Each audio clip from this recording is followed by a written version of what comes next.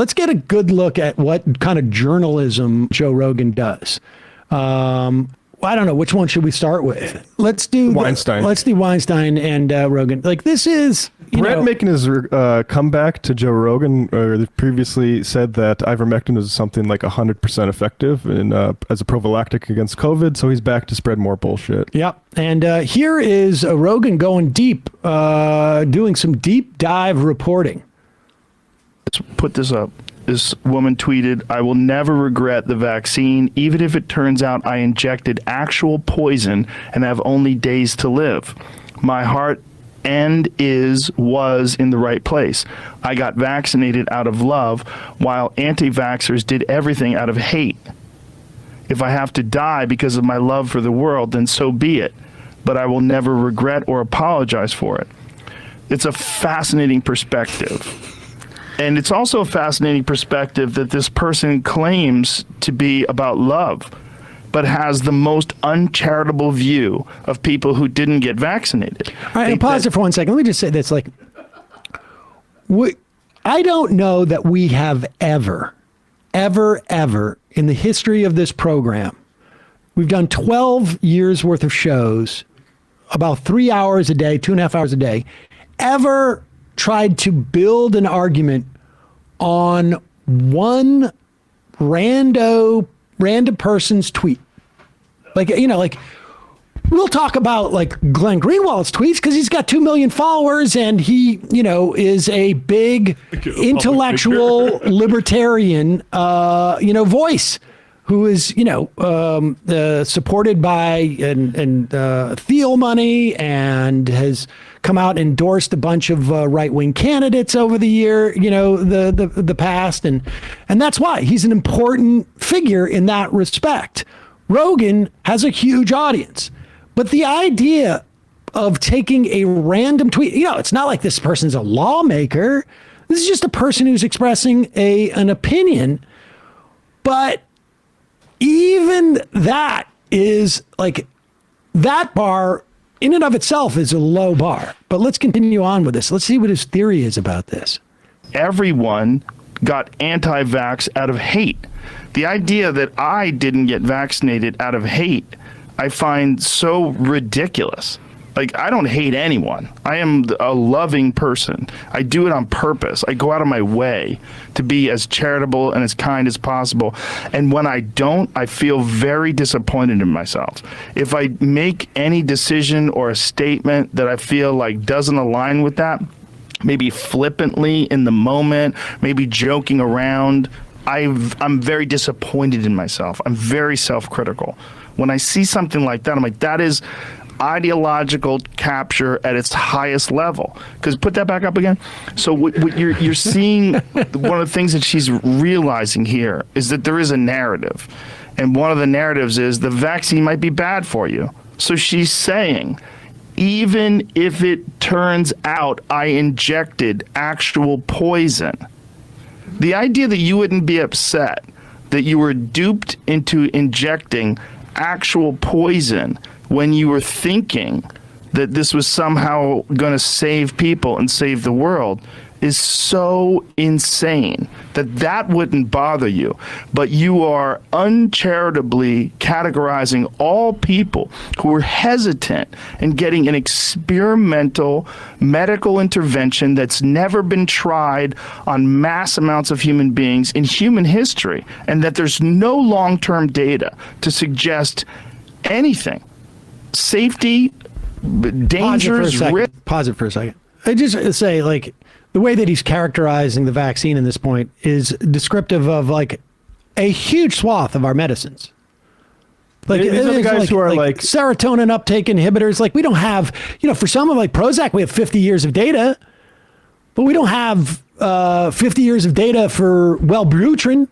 We don't have 50 years of data for, I don't know, Lexapro. You can get right wingers that will literally argue that the reason medicine is so expensive in this country is because we don't let doctors just go off and experiment. Well, yes, exactly. I mean, that's the other thing is that, like, we got too much regulation that inhibits things. the safety of mRNA vaccines has been established or mRNA technology has been established for at least a decade. They've been using this in as in the context of like cancer research and whatnot. The efficacy of the vaccine, I think it waxes and wanes depending on the variants and whatnot. I mean, that's one thing to say. But so even in the context of him building this narrative around what this woman is saying, I would be unhappy if I put poison in my, I found out that I put poison in there. Yeah. But I think the point of the tweet on some level, and it's sort of weirdly written and it's a little bit batty. It's a little bit batty that someone doesn't care that they got poison. But the first part of it, at least, like the idea that like, I got this because there's a public health crisis. Yeah. And this is what the people who are attempting to solve this public health crisis have recommended, are asking people to do. And that sentiment, I think, is a good one. The idea that you'd be okay with poison, that seems crazy to me, a little bit, to be honest with you. I also don't think doctors that are studying this are okay and trying to hide that this was actually poison, which is another kind of premise of this whole conversation that these guys saying, like, these doctors are motivated to ignore the truth or something like that. Like, that's, I mean, it shouldn't need to be said, but that's insanely conspiratorial thinking. Yeah, particularly this broad of a swath of people. Like, this is not... but let's continue here, because he's trying to build this whole narrative off of one random person's tweet. Risks. And also, if she's a doctor, a medical doctor, she should know about the VAERS system. And she should know that although there are people that report things that turn out to not be correct, there's a very low number of vaccine injuries that get reported in respect to the actual number of vaccine injuries that take place. Pause it. And first of all, he doesn't know that. There's no way for him to know that. In fact, the VAERS system, it's a self-reporting system. It is literally like a tip line. Mm-hmm. It is like a tip line for, like, I don't know, like the FBI. And they wade through thousands of tips. And imagine if a tip line all of a sudden became insanely famous. And also there was a political ideology around it. But he doesn't know that only a certain percentage of vaccine accidents he doesn't know that. He's just regurgitating anti-vax propaganda. Yep. But he's using this doctor's tweet, this rando doctor's tweet, to build this like whole thing. Like, how long is this video? It's 11 minutes. So 11 minute, we don't need to go through the entire 11 minutes. Just jump ahead a couple of minutes. Let's just see where he is in a couple of minutes. All right, now we're at minute 5 of this 11-minute video. But just to say, like, they had to pull this off Spotify, and Bret Weinstein's like, we couldn't extract the part that was erroneous without severely wait. We're not even there yet. Let's go. 5 minutes into this. The vaccine that proved that it was safe and effective, you realize, well, hey, that wasn't good either. That data was not good. Not only was that data not good, but it's probably manipulated in a way that would encourage people to think that this is safer than it actually is and more effective than it actually is. Okay, pause it. So now, in minute 5, after looking at this doctor's tweet, he is now talking about how the data on the safety of this vaccine have been manipulated. I guess presumably by like the powers that be. Them there. Things that haven't been proven, like when all of the media was saying that it will stop the infections from happening. You will never get COVID if you take these vaccines. Pause it for 1 second. Now, let's be clear. There was definitely people in the media who said the vaccine is going to protect you from being infected. And in fact, the efficacy of the vaccine with the wild type variant was very high.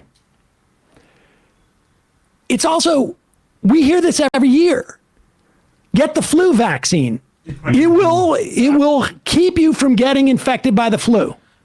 And in fact, the efficacy of the flu vaccine on any given year I don't think it ever tops like 70%. Yeah, 30 to 50. Yeah, is it 30 to 50? That's what I've heard. I mean, it may be less, but you do it to limit the spread of the vaccine, even though it's not 100%. They're going to put out a Lyme vaccine that's going to be like 65% effective. And you know what? You take it. Yeah, and if it's 50%, that's 50% less spread. Spread in the context of a pandemic. And so, yes, it's not 100%. Just like no single medical procedure or medicine in the world is remotely close to 100%. But we're going to like all of a sudden get skeptical of this one narrow thing here. And then, of course, and anybody paying attention knew that it wasn't 100 because like the Yankees. Well, you knew it wasn't 100%. Right. And then the virus mutates. Right. And then then it's a race again to develop a new vaccine. And there is substantial evidence of the efficacy of the bivalent vaccine in inhibiting the spread of this vaccine, although basically society has decided we're not going to really pay attention anymore. We're not going to keep enough data. So go ahead another 2 or 3 minutes, because he's going on 11 minutes of basically soft anti-vax justification here based upon this tweet. Go ahead. 7:20 we're at now. Said that we're doing the dirty work of these corporations that had either willingly or unwillingly or unwittingly, I should say wittingly or knowingly or unknowingly, promoted this untruth. I think this is one of the big questions about, irrespective of the epidemiological issues that are still in play, how we should deal with each other in the aftermath of what we've just been through is vital. And, you see in that tweet, she's obviously struggling with something. Yes. Right? You can sort of see her mindset. Yeah. She's going back through and she's like, well, I did everything right. Right. She did it out of love. I was entirely motivated. I believe her. By being a good person. I believe her too. And then she sticks the knife in. And she says, in order for that to be true, if everything I did was motivated by the goodness, then everybody who didn't do it must have been motivated by badness, which is illogical and very ungenerous. Very ungenerous, uncharitable, and it's... All right, pause it. Let's keep going. They're really building a whole, now it's a theory about what's happening with all the people. We're really getting into their minds. We're really getting into their minds here, really analyzing this. This doctor who tweeted this. Go up to, 10.5 so we can wrap this up here. Majority of people who has not gotten their bivalent booster, and you're not getting it because there's something nagging at you, because you're now vaccine hesitant, right? And the answer is own up to it. You don't get to keep pretending that you were right to demonize us. No. You have switched sides. You've done so on the basis that the evidence has persuaded you that something is not right. And the answer is, look, you're not going to get punished by us if you come out now and you say, actually, I had it wrong, but don't you dare keep coming after us and then hide this fact that you've become hesitant and you don't know how to file that in your own mind. So that's kind of where I draw the line. If we have to get along with each other. We have to figure out how to do that again. And most people didn't do anything wrong. I'm not drawing that line. And the reason why I'm not drawing that line is because I feel like we have to be charitable and forgiving. And this is the only way we come to unity afterwards. So this is impressive because at the end of this whole, evaluation of this tweet, which presumably represents a whole massive cohort of people who've come to realize they were wrong about the vaccine. And this is a doctor of all people. And this 11-minute segment of all of the things that and by all means, if you're worried about the intentions of these pharmaceutical companies, I'll be the first person to say, we should have taken that. We paid the money. It's the government's. They get no more money off of this. That's it. We funded the research. You get paid. You get your 10% profit. We'll take that product now. That's ours. I'm definitely in favor of expropriating all of the stuff that the U.S. government has funded over the years. Join me in that. And when I say join me, I'm talking to these actual two real people.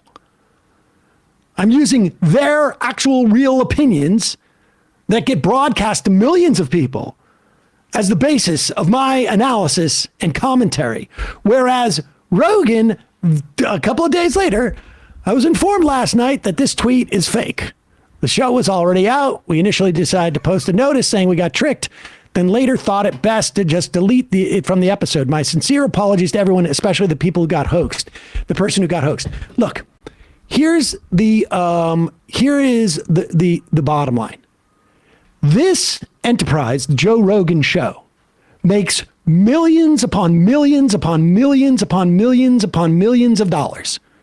$100 million he got paid. The idea that they don't dedicate, I don't know, $120,000 a year to someone who can do like, hey, you know what? If you're going to base a segment on this, you know, if it's like somebody who's got an opinion about MMA fighting, okay. But if you're going to go out and claim that a doctor has tweeted this because you've seen the tweet, what wasn't even, you know, it was like and I guess Frizzle McDizzle repeated it or something, or whatever it is. Because Rogan quote tweeted that he was saying Joe Rogan reacts to a doctor's insane tweet. Yeah. If you're going to use that as the basis of making these broad claims about the health policy of an entire nation, don't you have some obligation to fact check it beforehand? I mean, this is a big deal. It's not like a drunk pilot. It's not. It's not like. It's not like, you know, last week when he went on to talk about how horrific this video was. Watch this. This is somebody's cut in the video that he's looking at. This is yeah. Now, this instance is not as important. It really isn't. It's funny. Here's Joe Rogan. This is from, I guess, early December. I saw a video today of a boxing match between a father and a son. Pause it for a second. I should make it clear that someone produced this. Yeah. They clipped in the images of the boxing fight and put in the music. Yeah. Sad. Made me so sad. Because there's this young kid. He looks like he's probably like 17 or 18. And the father's 42. And the father beats the shit out of him. I mean, like, dings him in the head and keeps punching him. I'm like, that's your son. That's your son. And we're watching you beat your son up. Because I get your son probably got cocky with you, and he celebrates after he knocks his son out. It made me so sad. Because first of all, I'm like, that kid has brain damage now. 100%. Maybe it's just a little. Maybe he'll be fine. Maybe he'll get over it. But maybe you fucked him up. That can happen too. He might be depressed from now on after that. It might fuck up his pituitary gland. It happens to people. And you just did that to your son. You're supposed to like touch him up. You're supposed to not even hurt him. Like slam him in the body a little bit. Like, you think he can fight? Okay, good dude. Okay, let's have a little boxing match. You don't tee off on your son's face on television. It's crazy. How old was the kid? Kid looks young. To me, he looks like, you know, he could be 20. He could be 19. He looks young. He's real skinny. And the father's kind of jacked. Not too jacked, but, you know, he's fit. And he can fucking punch.